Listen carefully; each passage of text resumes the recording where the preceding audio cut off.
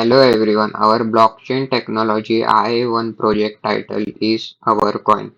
My name is Atharva Balajiwale. My group members are Yash Kulkarni, Krish Panchal and Aryan Parekh. In this project, we have implemented proof of work by calculating hash and comparing it until valid hash is found. Then we have also implemented decentralized node network. As a result, each node will maintain its own copy of blockchain and update accordingly. The third feature we have implemented is blockchain visualization, in which each block of blockchain contains details like timestamp, previous hash, transactional info, etc.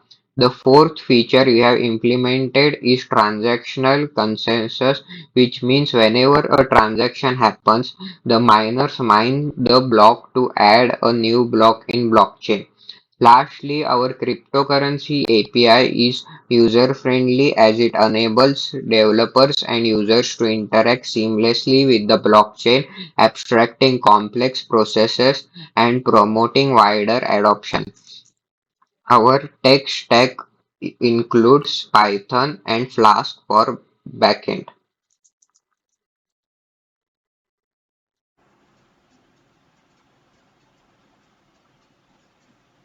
My name is Aryan Parekh, and I will walk you through some of the functions that we have implemented in a blockchain IA1 project. So the first method is the create block project. This method creates a new block and it adds to the blockchain. It takes proof of work and previous hash as arguments, and the blocks contain an index with and also a timestamp, a proof, a previous hash, and also the list of transactions. So it clears the transaction list after creating the block, and it will like append the block to the blockchain. This is the newly created block which is returned. The next function is the get previous block. In get previous block, this method returns the last block in the blockchain, which is the previous block for the next one to be created. So then is the proof of work method that we have implemented. So this is kind of an algorithm which is used to find a valid proof for the new block, and it takes the previous proof as input and it will iterate through the entire potential proof that exists until it finds something which meets the required conditions. So the required conditions usually involve hashing of proof and checking if it starts with certain number of zeros, say like six number of zeros. So this process consumes computational power and resources, and it should ensure security and immutability of blockchain. The next method is the hash function. So this block takes a block dictionary and returns its SHA-256 hash. It converts the block to a JSON string, and it will sort its keys and encode the string, and then it hashes it using the SHA-256 back. Then the next method is the is chain valid method. So this method, what it does is that it checks the validity of a given chain. It will iterate through the entire chain, comparing the hashes of each block, and it will check if the proof of work meets the necessary condition. If there is like any inconsistency or invalidity which is detected, then it will return false in that case, and if the chain is valid, then it will return true.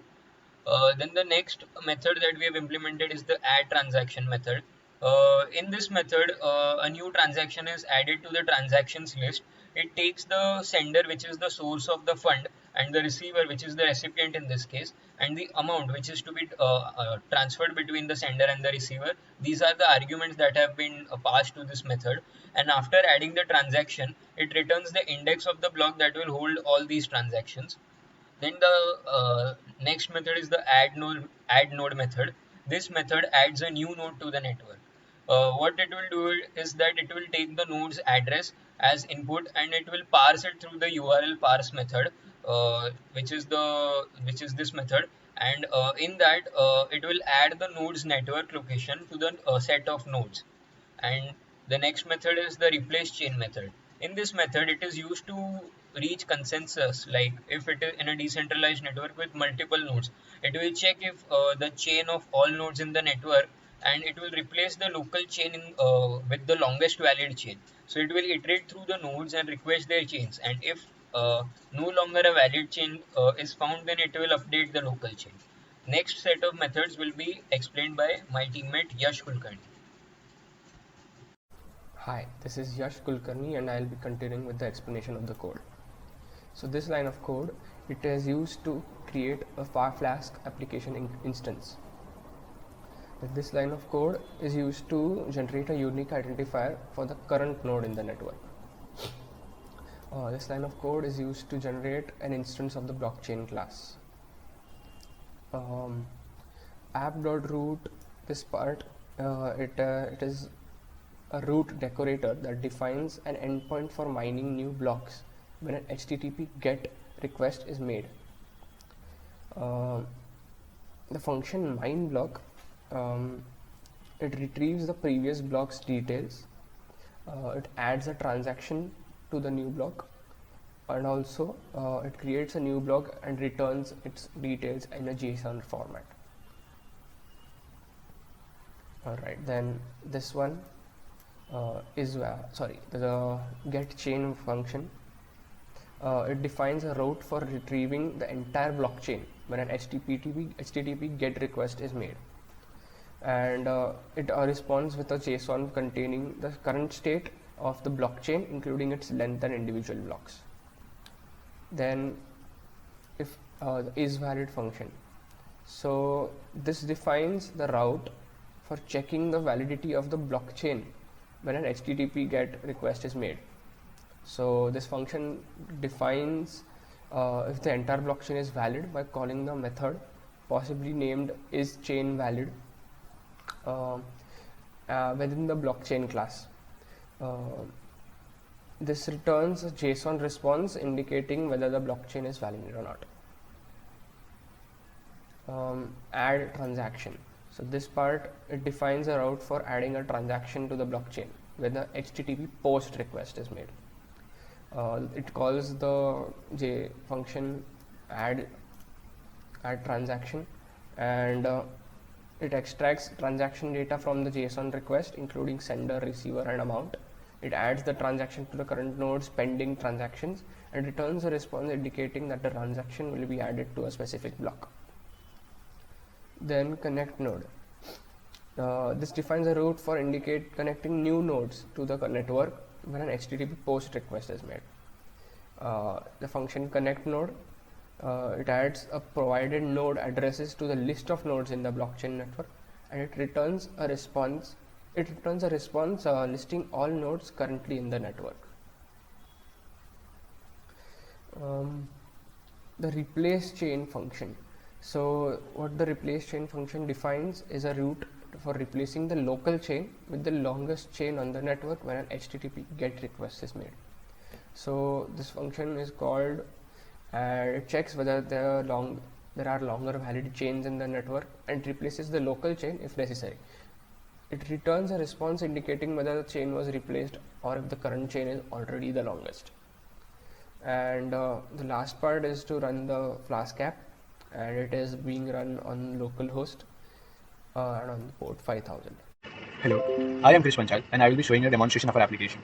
So we have three nodes which will be acting as miners and which will be competing with each others and will be acting as miners and will be updating their blocks, and which will in turn update the entire blocks for in all nodes. So these three servers are three users. So the server 5001 is Krish, the server 5002 is Aryan, and the server 5003 is Yash. So now the servers are started, and now I will be walking you through the demonstration of our application. So firstly, we will be starting with the Genesis block, which is the main block, which is the starting block of the blockchain of every node. So we have created a Genesis block for user 1, we have created a Genesis block for user 2, and then we have created a Genesis block for user 3. Now, we have created a normal private cryptocurrency, like how they work behind the scenes. We have shown that basically how they work. So we will be showing you that part only where actual transaction happens. So if you see over here, we are doing a transaction. So server one, like 5001, that is Krish. Krish will be sending 50 50 coins, okay, 50 coins to Aryan, 50 coins to Aryan, okay. And then what do we do next is that once we have done this, we will click on send. Now, once we click on send, what happens over here? The transactions is done, and the transaction will be added in the block. Okay. So now, but this is the transaction which is done. Now the next step is, what do we need to do? We need to mine a block. When the block will be mined, the block will pick the transactions and will start mining the block. So now, what do we do over here? We'll go and we have created an endpoint where the user mines a block. Okay, so this user one, that is Krish, will be mining a block. Okay, which will be the recent transaction done in block in Krish. Okay, so if you see over here, we can see that congratulations, your block has been mined. And now, once the block has been mined, we will be able to see the block being added in the chain of user Krish, that is 5001. So initially, if we see over here, the block is not being added. Even after transaction, the block was not being added. But if the block is being mined, only then the transaction, the block is being added in the blockchain. So if you see over here, we will be seeing that there is two. The length is two. That means there are two chains, two blocks. The first one is the Genesis block, and the second one is the one which we did it, which the one which we did now. Okay, and now the step two is that we need to do now, once like a block is being made in one user, we need to tell the other connected nodes that there is a block being added, and the copy should be sent to all other nodes to update their nodes. Okay, so now, but before that, what do? We make connections between the nodes. Like, we made connections between all the nodes. So like, one will be making a connection to 2 and 3, then 2 will be making a connection to 1 and 3, and then 1 will be making a connection, 3 will be making a connection to 1 and 2. Okay, 1 and 2, and then so these all nodes are connected with each other, and whenever a block is being updated in any of the node, then the updated chain will be uh, will be shared to other connected nodes. Okay, so now if we see over here, if we see the chain of Aryan, which is 5002, we see that it has not been updated and it is empty. It has only the Genesis block. Same way, if we see the block of Yash, which is 5003, it will be updated. It won't be updated, and it is 2, and the length is 1 only. Okay, but now what we can do? These nodes are connected with each other. So what we can do? We can replace the chain. Okay, if a new node is added, we can replace the chain. Okay, so now what we can do is, I want to replace the chain. Okay, I want to replace the chain of first one. For first, I want to replace the chain of second one. Second one is Aryan's chain. I want to replace it with the highest blockchain. Okay, so now currently the highest blockchain is of Krish, which is 5001, and then if we do this, and then it will be updated to the highest blockchain. So the message says that the node had different chains, so the chain was replaced by the longest chain, and now we will be seeing that the 5002 user, which is Yash, which is Aryan, has a new chain with the updated blocks. Okay, and now if you see over here, if we get the chain of Aryan, we will be able to see the updated chain.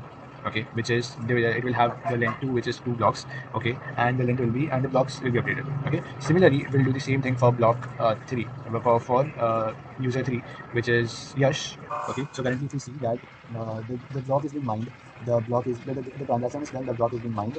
Okay, but it has not been updated in the side of user Yash. Okay, so what you have to do is, the user Yash will then check for replacing the chain, whether its chain is not equal to the other connected nodes. Okay, and if the node is different, if the chains are different, then the chain of Yash will be updated.